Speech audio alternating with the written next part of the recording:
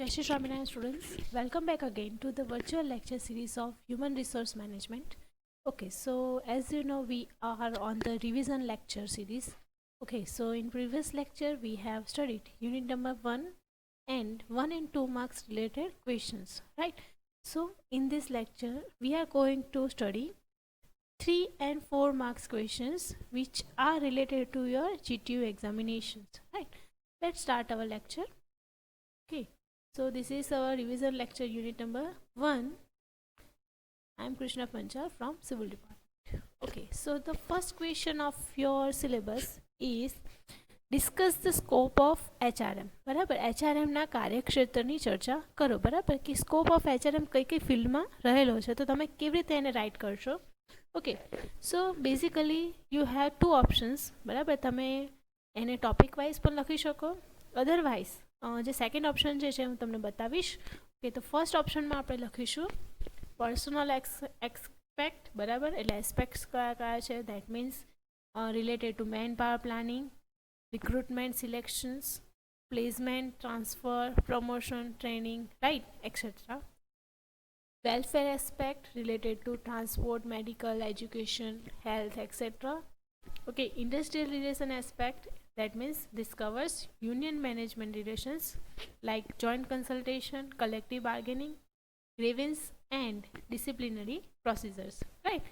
So તમે personal, that means related to the development, right.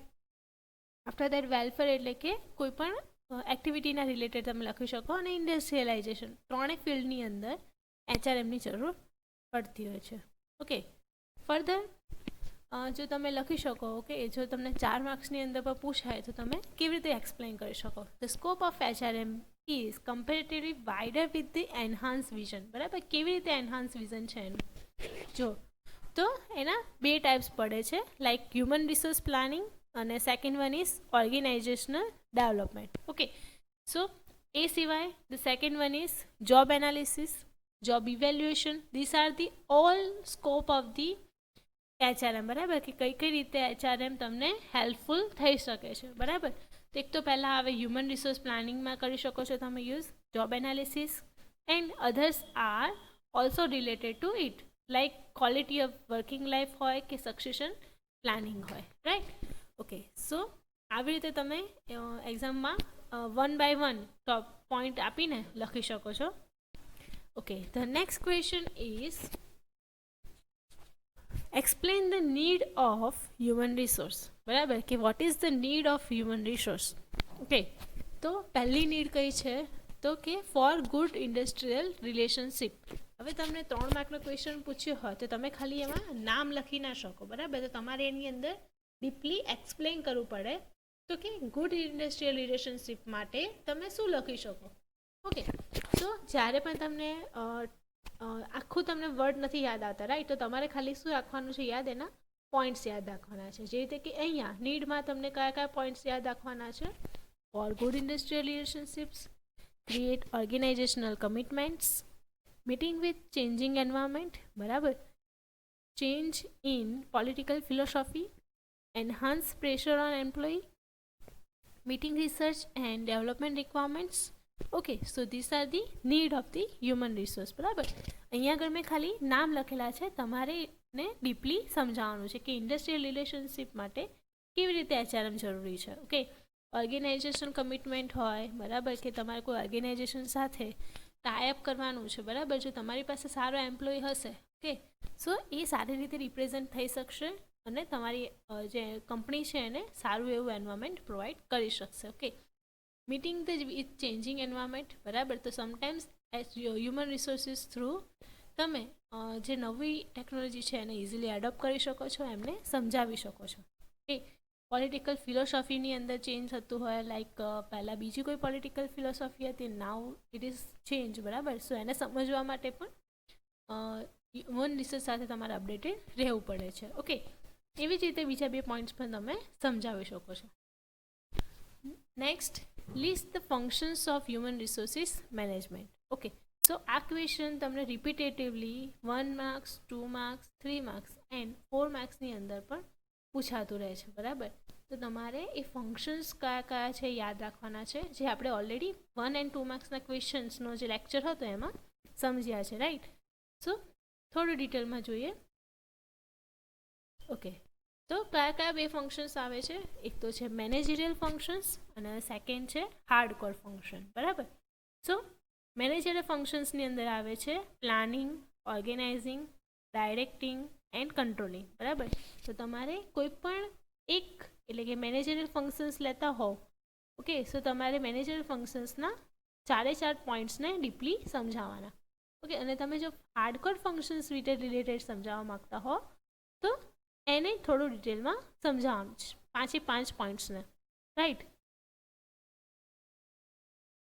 Okay, સો પ્લાનિંગની અંદર કેવી રીતે ફંક્શન આવેલું છે તો કે કોઈ પણ ઓર્ગેનાઇઝેશનને પ્રોપર વેમાં એક પાથ પ્રોવાઈડ કરવા માટે પ્લાનિંગની જરૂર પડે છે, બરાબર. તો એ પ્લાન પ્રમાણે એનું શું કરવાનું આવે છે, એનું ઓર્ગેનાઇઝ કરવામાં આવે છે કે after planning for the different resource management, બરાબર. સો એના રિલેટેડ તમારે એનું ઓર્ગેનાઇઝેશન કરવાનું આવે. હવે ઓર્ગેનાઇઝેશન થઈ ગયું, after that you have to do direction for that, બરાબર. અને ડાયરેક્શન મળી ગયા પછી પોતપોતાનું જ્યારે વર્ક સ્ટાર્ટ કરે છે, બરાબર, સો એ વખતે આવે છે કંટ્રોલિંગ, બરાબર. તો આ રીતે તમે એને સમજાવી શકો છો.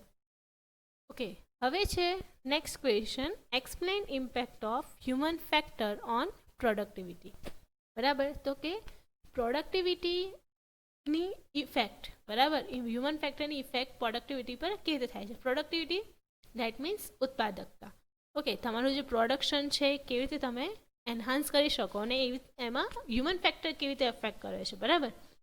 સો તમે એમાં થોડી ડિટેલ્સ લખી શકો છો, like every employee has to perform a specific job role in organisation, બરાબર. Human resource being a living or resource needs a harmonious relations in the industrial environment, બરાબર. After that you have to write down related to the productivity and human resource, બરાબર. more importance is given to the human relations as compared to the productivity, okay. તમે ગમે ત્યાં જાઓ તો તમને જો human રિલેશન્સને તમારે વધારે ઇમ્પોર્ટન્સ આપેલું હશે તો ઇઝીલી તમે પ્રોડક્ટિવિટી સાથે વધારે સારી રીતે ટાઈઅપ થઈ શકશો, ઓકે. એવી જ રીતે એક એક્ઝામ્પલ તમે આપી શકો છો, જેમ કે મેં ઓલરેડી તમને જે તમારા લેક્ચર એ થ્રુ પણ સમજાવેલું છે કે Tata and steel company limited છે, એમનું જે એડવર્ટાઇઝમેન્ટ છે, right, we also make steel, બરાબર. So they are forcefully saying that human resource is more important nor than other than production, બરાબર. સો પ્રાઇમરી સેટિસ્ફેક્શન કયું હોવું જોઈએ? Human satisfaction, and secondary is production, okay. Next, હવે એની અંદર તમારે શું સમજાવવાનું છે તો કે પ્રોડક્ટિવિટી, બરાબર. હ્યુમન રિસોર્સ અને પ્રોડક્ટિવિટી છે, તો પ્રોડક્ટિવિટી કેવી રીતે ડિફાઇન કરી શકો તમે, ઓકે. સો એનું એક સૂત્ર છે, that means productivity is equal to output upon input, જે લખવું તમારે એક્ઝામમાં ઇમ્પોર્ટન્ટ છે, okay. The inputs are the resources deploy for the getting the output, બરાબર. જેમ જેમ ઇનપુટ તમે વધારે આપશો, બરાબર, એમ તમારી પ્રોડક્ટિવિટી શું થતી જશે, એના કમ્પેરિઝનમાં લો થતી જાય છે, બરાબર. સો આઉટપુટ તમને વધારે જોઈતું હોય, બરાબર, સામે, તો ઇનપુટ કેટલું થતું જશે, ધીમે ધીમે ઓછું થતું જશે. જેમ કે જે મટીરિયલ તમે યુઝ કરી રહ્યા છો એ ડે બાય ડે શું થાય છે, રિડ્યુસ થાય છે. That means it is inversely proportional to the input, okay. The productivity can be increased, કઈ કઈ સ્ટ્રેટેજીસથી આપણે ઇન્ક્રીઝ કરી શકીએ છીએ, okay. Getting more output by same input, આપણે આઉટપુટ જોઈતું હોય તો સેમ ઇનપુટ આપવાની, okay. Same output from less input અને more output from less input, okay. તો 3 કન્ડિશન્સ પ્રમાણે તમારે એને એક્સપ્લેન કરવાનું, ઓકે. પછી તમે એની અંદર જો તમને 4 માર્ક્સની અંદર પૂછાતું હોય તો તમે એમાં ફેક્ટર્સ પણ એડઅપ કરી શકો છો, જેમ કે factors affecting the productivity, okay. તો કયા કયા ફેક્ટર્સ અફેક્ટ કરશે એમાં? એક તો છે technical factors, production factors, organisational, personal, બરાબર, management, government, location and finance, એ રીતે તમે લખી શકો. હવે નેક્સ્ટ ક્વેશ્ચન છે તમારો, explain relation between moral and productivity, okay. તો વિશે સમજાવવાનું છે. ઓકે, મોરલ શું છે તો કે પ્યોરલી ઇમોશન છે. Okay, an attitude of a employ towards his job, superior and organization. Okay, it may range from very high to very low profile, બરાબર, અને it is not a static thing. તો આટલું તમે સમજાવો, ત્યારબાદ તમારે બંને વચ્ચેના રિલેશન મેથેમેટિકલી કઈ રીતે આપણે સોલ્વ કરી શકીએ એ સમજાવવાનું છે. ઓકે, સો એમાં સૌથી પહેલાં આવે છે ડાયરેક્ટ એન્ડ પ્રોપોર્શનેટ રિલેશનશિપ, જેની અંદર જે મોરલ છે એ directly proportional to the productivity છે. After that increase in productivity at decreasing rate, બરાબર. સો એની અંદર જે પ્રોડક્ટિવિટી થાય છે એ ઇન્ક્રીઝ તો થાય છે, પણ કેવા રેટ પર? ડિક્રીઝિંગ રેટ પર. અને એનું રિવર્સ એટલે કે increasing in productivity at increasing rate, right. So ત્રણેયને તમારે ડિટેલમાં સમજાવવાના, અને એ સાથે તમારે એક ગ્રાફ પણ અહીંયા જે બતાવ્યો છે એ પ્રમાણે ડ્રો કરવાનો રહે છે, જેની અંદર મોરલ વર્સિસ પ્રોડક્ટિવિટી છે. ઓકે, સૌથી હાઈમાં આવે છે મોરલ. જેમ મોરલ વધારે હોય તો એનો ગ્રાફ આપણને ઉપર મળે છે, અને પ્રોડક્ટિવિટી રિલેટેડ હાઈ હોય તો એ સૌથી નીચે મળે છે. અને જ્યારે બંનેની વેલ્યુ હોય ત્યારે હાઈ મોરલ અને હાઈ પ્રોડક્ટિવિટીનો graph at the centre point મળે છે. ઓકે, સો એમાં સૌથી પહેલાં તમારે ડાયરેક્ટ એન્ડ પ્રોપોર્શનલ રિલેશન સમજાવવાનું. Okay, such relation between the independent variable more and the dependent variable productivity has following mathematical relation, બરાબર. તો મેથેમેટિકલ રિલેશન કેવું કહે છે? So productivity is directly proportional to the moral, બરાબર. So બંનેનો જ્યારે ratio લઈએ તો આપણને વેલ્યુ કેટલી મળવી જોઈએ? 1. ઓકે, તો આ થઈ ગયું તમારું ડાયરેક્ટ એન્ડ પ્રોપોર્શનલ રેટ, બરાબર. After that increase in productivity at decreasing rate. Okay, so such relationship shows the positive relation between moral and productivity, બરાબર. સો એની કન્ડિશનમાં incremental productivity increasing at the decreasing rate, બરાબર. એટલા મતલબ કે productivity increase તો થાય છે, પણ સાથે સાથે જે મોરલ વેલ્યુ છે એ કેવી થતી જાય છે? લો થતી જાય છે, બરાબર. સો એ બંને વચ્ચેનો જે રેશિયો છે કેવો મળે છે? લેસ દેન 1 મળે છે. ઓકે, જેને આપણે moral increases by 10% and productivity increase by 8%, બરાબર. એટલે કે મોરલ તમારો 10% વધે છે, જ્યારે પ્રોડક્ટિવિટી તમારી 8% જેટલી જ વધે છે. ઓકે, એવી રીતે તમે ડિક્રીઝિંગ રેટને પણ સમજાવી શકો. કેવી રીતે? તો કે productivity upon moral is equal to greater than 1, અને એક એક્ઝામ્પલ તમે આપી શકો. That means moral increase by 10% and productivity increase by 12% or 20%, બરાબર. સો એ રીતે પણ તમે સમજાવી શકો છો. આ થઈ ગયું તમારું relation between moral and productivity, જે તમને ઓલવેઝ 4 માર્કના ક્વેશ્ચન્સમાં પૂછાતું હોય છે. Now state the factors affecting the job satisfaction. Okay, તો કયા કયા ફેક્ટર્સ અફેક્ટ કરે છે જોબ સેટિસ્ફેક્શનને? ઓકે, સો એને તમારે ડિટેલમાં સમજવાની જરૂર નથી પડતી. તમે ખાલી એને નામ લખો, અને એ તમે જે ટાઇટલ લખો છો એ શું કહેવા માંગે છે ખાલી એટલું લખશો તો તમને માર્ક્સ તમારા સિક્યોર થઈ જાય છે. ઓકે, સો પહેલું આવે છે એમાં ટાઈપ ઓફ વર્ક. ઓકે, કઈ ટાઈપનું વર્ક છે. રિન્યુમરેશન રિવોર્ડ એટલે કે તમને રિવોર્ડ કેવી રીતે મળે છે. ઓકે, પછી પ્રમોશન, કે તમને પ્રોપર પ્રમોશન મળે છે કે નહીં, તો તમે જોબ માટે સેટિસ્ફાઈ થશો, અધરવાઇઝ નહીં થાવ, રાઈટ. તમને પ્રમોશન ના મળતું હોય, તમને જોઈએ એ રિવોર્ડ ના મળતો હોય, ઓકે, વર્કિંગ કન્ડિશન ના મળતું હોય, ઓકે, એ સિવાય વર્ક ગ્રુપ તમને જોઈએ છે એમ્પ્લોઈઝ ના મળતા હોય, અને પ્રોપર સુપરવિઝન ના થતું હોય, તો એ કન્ડિશનમાં તમારું જોબ સેટિસ્ફેક્શન થવાના ચાન્સીસ કાં તો રહેલા પણ છે અને કાં તો લો પણ થતા હોય છે. ઓકે, તો તમે આ ક્વેશ્ચનને વધારે ઇઝીલી સમજાવી શકશો, because it is related to the day to day life, બરાબર. ઓકે, સો અહીંયા તમારા યુનિટ 1 રિલેટેડ બધા જ ક્વેશ્ચન્સ આપણે જોઈ લીધા, બરાબર.